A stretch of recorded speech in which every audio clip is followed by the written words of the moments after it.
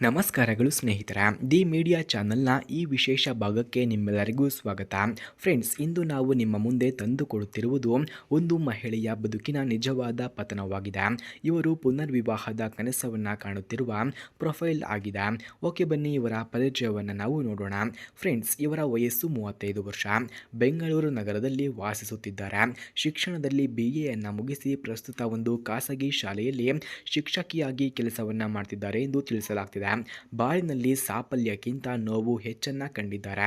ಅವರ ಮುಖದಲ್ಲಿ ಯಾವಾಗಲೂ ಶಾಂತಿ, ಧೈರ್ಯ ಹಾಗೂ ನಗುವು ಮಾತ್ರ ಇರುತ್ತದೆ ಎಂದು ಕೂಡ ತಿಳಿಸಲಾಗ್ತಿದೆ. ಹಾಗೆ ಇವರ ಹಿಂದಿನ ಬದುಕನ್ನು ನಾವು ನೋಡಿದ್ರೆ ಅವರ ವಿವಾಹ 10 ವರ್ಷಗಳ ಹಿಂದೆ ಆಯಿತಂತೆ. ಆದರೆ ವಿಧಿಯಾಟ ಎಷ್ಟು ಕ್ರೂರವೆಂದರೆ ಕೇವಲ 5 ವರ್ಷಗಳಲ್ಲೇ ಪತಿಯನ್ನ ಕಳೆದುಕೊಂಡರು ಎಂದು ಕೂಡ ತಿಳಿಸಿದ್ದಾರೆ. ಅಂದಿನಿಂದ ಒಂಟಿ ಬದುಕು ನಡೆಯುತ್ತಾ ಇದೆ. ತಮ್ಮ ಮಗುವಿಗೆ ತಾಯಿ ಹಾಗೂ ತಂದೆಯ ಜವಾಬ್ದಾರಿ ಎರಡನ್ನ ಹೊತ್ತಿಕೊಂಡಿದ್ದೇನೆ ಎಂದು ಕೂಡ ಅವರು ತಿಳಿಸಿಕೊಟ್ಟಿದ್ದಾರೆ. ಫ್ರೆಂಡ್ಸ್, ಈಗ ಅವರಿಗೆ ಒಬ್ಬ ಹುಡುಗ ಕೂಡ ಬೇಕಂತೆ.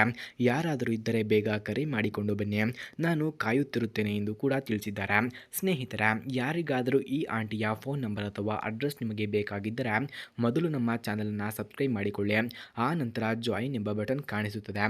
ಜಾಯಿನ್ ಬಟನ್ ಮೇಲೆ ಕ್ಲಿಕ್ ಮಾಡಿ ನಮ್ಮ ಮೆಂಬರ್ಶಿಪ್ಗೆ ಜಾಯಿನ್ ಆದವರಿಗೆ ಮಾತ್ರ ನಾನು ಇವರ ಫೋನ್ ನಂಬರ್ ಹಾಗೂ ಅಡ್ರೆಸ್ಸನ್ನು ನಿಮಗೆ 100ಗೆ 200% ಸೆಂಡ್ ಮಾಡುತ್ತೇನೆ.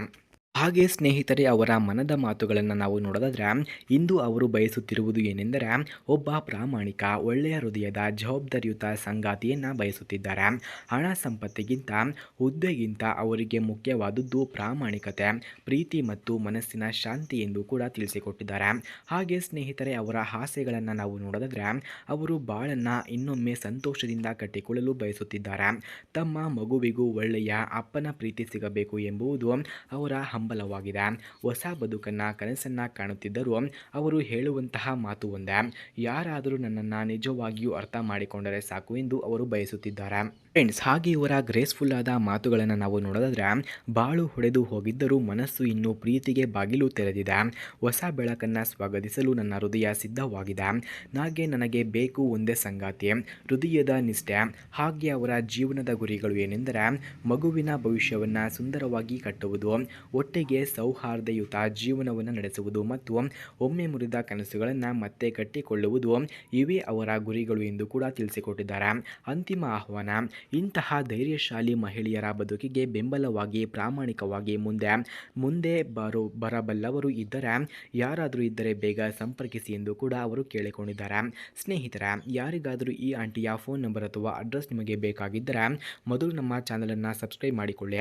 ಆ ನಂತರ ಜಾಯಿನ್ ಎಂಬ ಬಟನ್ ಕಾಣಿಸುತ್ತದೆ. ಜಾಯಿನ್ ಬಟನ್ ಮೇಲೆ ಕ್ಲಿಕ್ ಮಾಡಿ ನಮ್ಮ ಮೆಂಬರ್ಶಿಪ್ಗೆ ಜಾಯಿನ್ ಆದವರಿಗೆ ಮಾತ್ರ ನಾನು ಇವರ ಫೋನ್ ನಂಬರ್ ಹಾಗೂ ಅಡ್ರೆಸ್ಸನ್ನು ನಿಮಗೆ ಸೆಂಡ್ ಮಾಡುತ್ತೇನೆ. ಧನ್ಯವಾದಗಳು.